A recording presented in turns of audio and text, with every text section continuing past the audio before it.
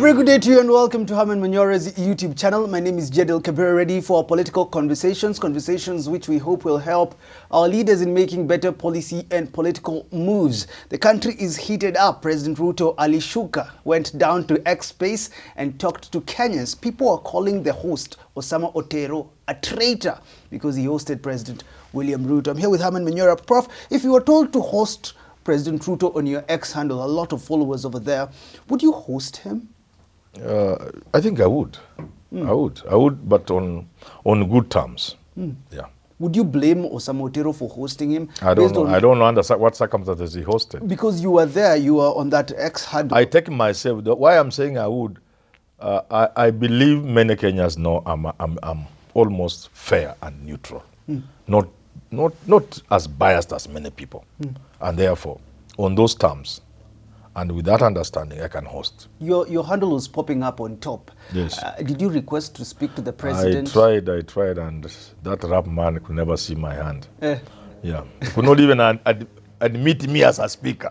Yeah. Things are that bad. Yeah. I wasn't even admitted as a speaker. Some are saying it was a bad mistake for Ruto to go to that space because there's even someone who's calling him Baba Shalin. Someone is saying you are a liar. Some Otero was even telling me we were abducted. What are you doing about him? What do you think about this conversation of the president now engaging with Kenyans directly on social media? Well, if he's sincere, there will be no problem. But that should be put to test, and so far it has not quite worked. When you are sincere, it comes out and people can see it. But again, it comes down to advisors. Everything the president does going forward will have serious impact on his presidency and the popularity. And I mentioned this thing from last year. Everything you do, timing is very important. When do you do something? When do we withdraw the finance bill? The idea of too little, too late comes in. The timing is important. When do you take certain action? And how do you take that action? This is the question I've been addressing all along, including my video. So, going to spaces may look very smart, but there's that other thing that doing something may introduce. Begin showing you as weak, as climbing down, as vulnerable. You get it? But don't you think this is the Ruto Kenyans elected? The Ruto who is down with the people? No, the hustler the people have dragged him down. That's what I'm trying to say. Don't allow people to drag you down. Yes. Look at the when they drag you down, then that image of an invincible person in control and in charge begins to disappear. And leaders require that veil. If that veil is torn, why would you be my leader if you are like me?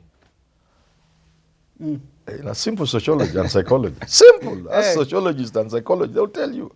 People surrender to other people because they think they have something they don't have. That's why judges put on those funny-looking, ugly robes. That's why in traditional style, like among the Igbo in Nigeria, the Gugus were wearing masks and things like that. Yeah. So it is very. That's why a person who dispenses wisdom, was to be a goddess. Is a goddess. So you elevate the person beyond normal human beings for other human beings. That's why I keep saying the High Court, the Supreme Court is a shrine.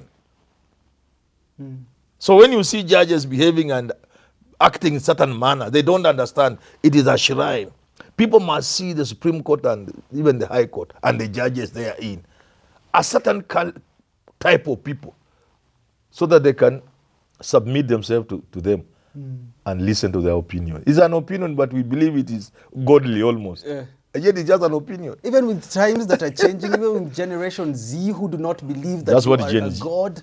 That's what Gen Z is going to tear those veils. Then you'll be exposed for who you are. You are empty, you are bankrupt, you are a judge. The last time you read a book was 30 years ago. You don't even read a newspaper. You are basically illiterate. You'll be exposed. Yes. Talk to me then about this traitor conversation in the country. Everyone is talking about money being circulated around. You listen to social media influencers on Twitter to say if Hanifa has been paid, Boniface Mwangi on this side, there is Osama Otero. Do you believe in such conversations, especially these desperate times? When things are happening the manner they are happening, when people are agitating, when people are fighting for change, all those things are there. The oppressor will always use those tactics to divide you, to suppress you. By actually bribing, literally bribing some of you, and by painting others as being bribed and traitors when they are not. Oh. So that's how movements are broken.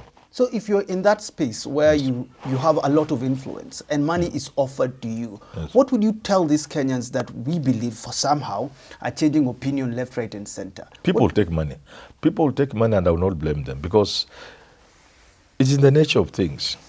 Human beings are weak. And sometimes we make noise not because we wouldn't do it, but because we don't have the opportunity. So people just soldier on. They just soldier on. Don't dwell so much on a traitor. That's a destruction. Now there I agree with Miguna. Don't dwell so much on who has been bought, because people will be bought.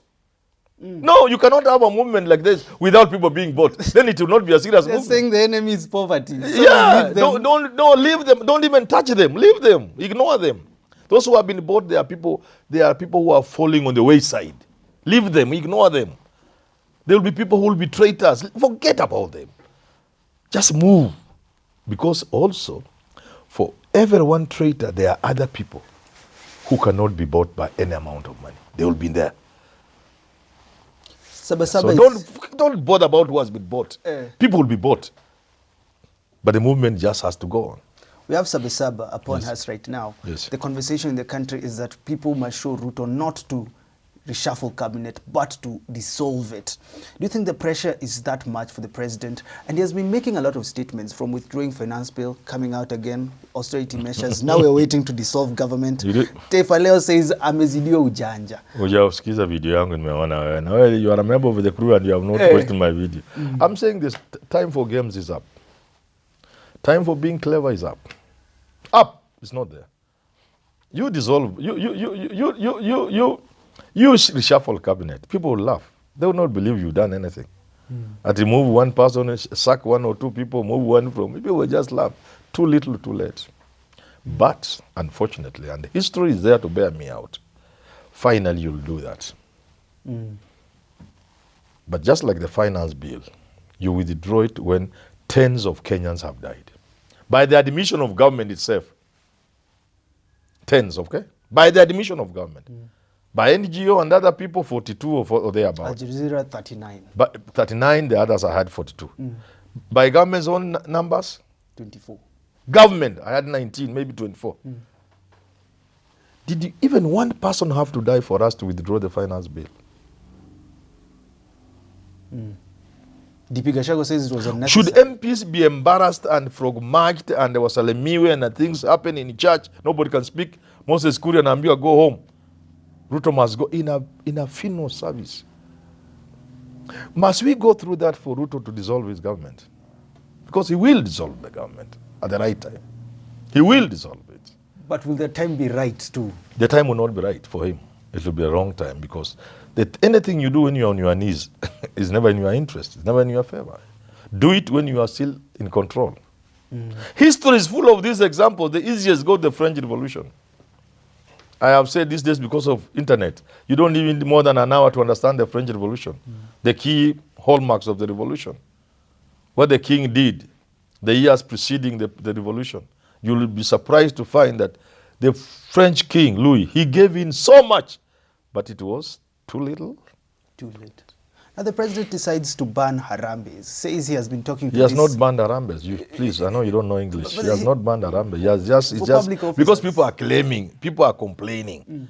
And this thing was there. I think it was in law. Yes. Where public servants were not supposed to engage in it.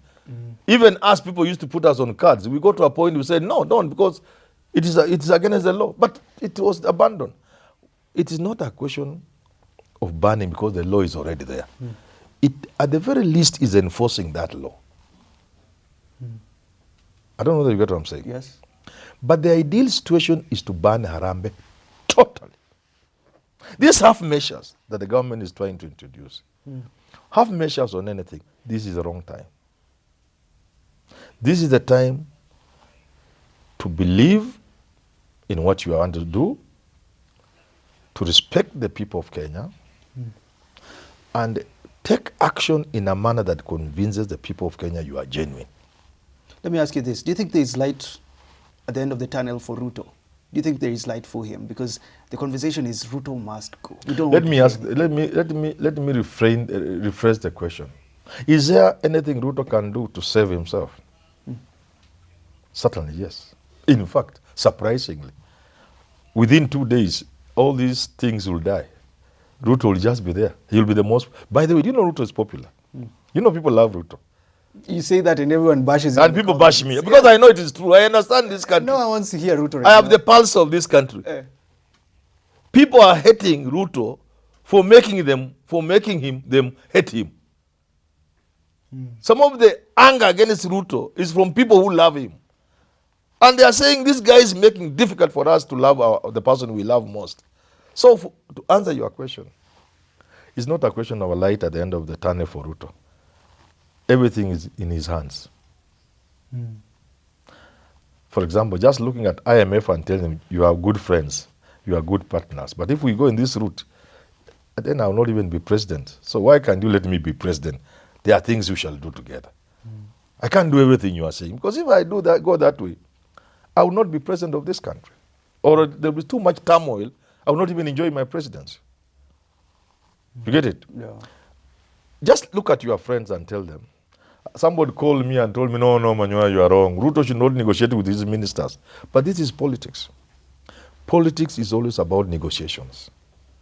You negotiate to get to power, and you negotiate to remain to power. So there's nothing wrong with Ruto sitting down with his close friends who are in cabinet and elsewhere. Tell, look here, the ship is sinking. So for the time being, you go. Just go.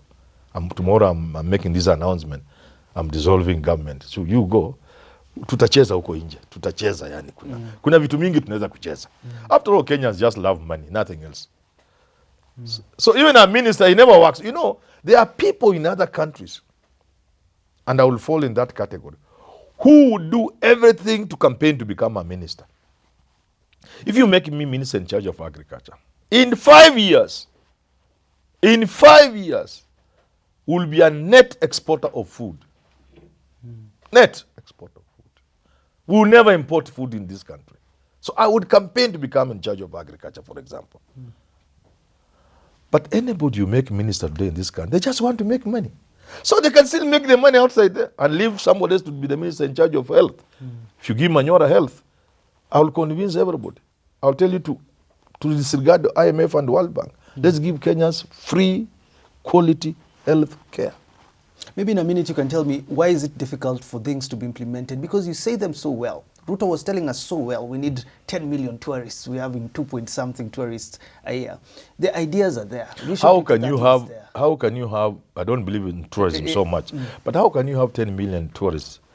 You know, even useless countries have 10, 12 times, 15 times the tourists we have. They don't even have an eighth of what we have to offer. And yet they have many times the tourists we have. How can you do that when you get useless people and put them in charge of the ministry?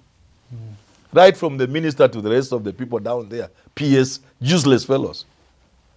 Any project to promoting tourism will inevitably, occasionally require you go into some project to make sure you sell Kenya. That project becomes an opportunity for idiots to make money. So how can you bring tourists? Please, this is a problem with this country. You've brought the I word, idiots. They are there. It's unfortunate. You cannot have idiots running a country. The president should save us from this, because there are enough Kenyans who can run this country for him, help him run this country. Because the president is a very intelligent man. The problem with hyper-intelligent people, They don't believe anybody else can do something. So you can put anybody around you because you know at the end of the day, niwe utafanya. And I said, remember I said this from the word go when he nominated these guys. Yes. I said the president is such a sharp, intelligent person. He will end up doing everything. Another guy was telling me the president is the advisor to his advisor. Yes, yeah. That's the situation we have. One day you'll ask me, I'll tell you a certain character. I share a bit of that with the president. There's a certain trait some people have. I will tell you one day. So you said that maybe you cannot be president then. Thank you for tuning into this conversation. My name is Jeriel Kabiru. Have yourself a lovely rest of your day. Have a good Sabasaba.